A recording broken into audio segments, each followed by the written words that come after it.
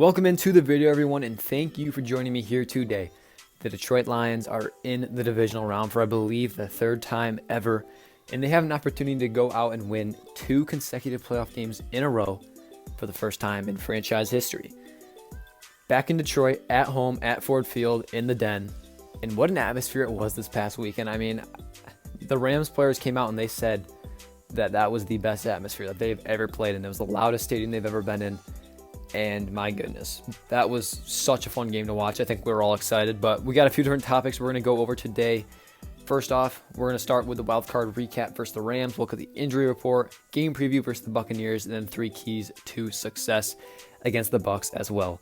So we'll start with the game recap versus the Rams, and like I said, an amazing game. I mean, you couldn't really ask for a better, 1-point win at home versus your former quarterback, the dude who could never get you a playoff win, never got you to a division title, a 12-win season, and has never done what Jared Goff has done within 3 years in Detroit.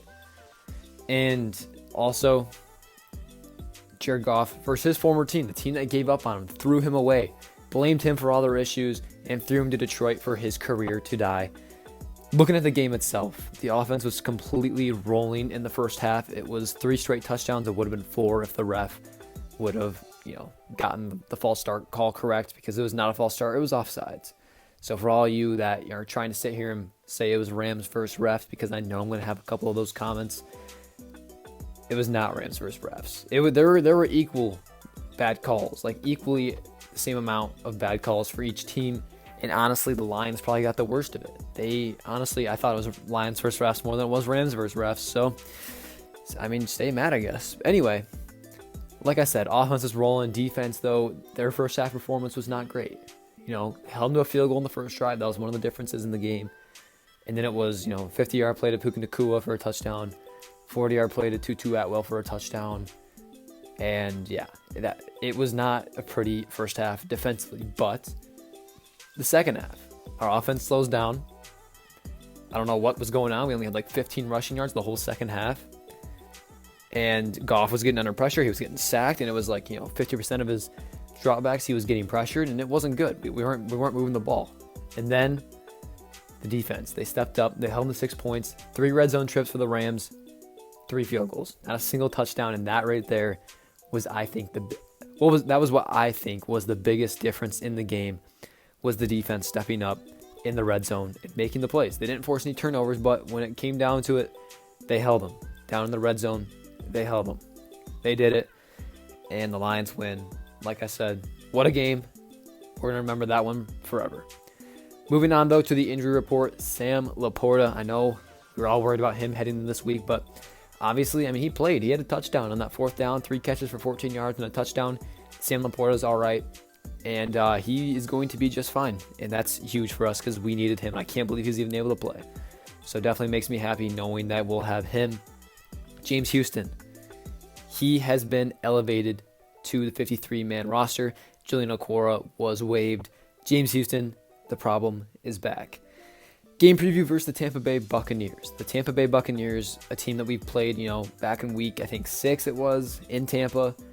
And that was a fun one too. Baker Mayfield only was able to put up 6 points against us. We were missing half our roster. And we went out, we won that game, pretty easily. And it's going to come down to whether or not we can stop those guys right there. Those guys that just flash across your screen. Baker Mayfield, Mike Evans, Chris Godwin, Jamal Dean, and Levante David. Those are the 5 guys that we have to stop if we want to win this game, right? Baker Mayfield, we can't let him throw for more than 250, 300 yards.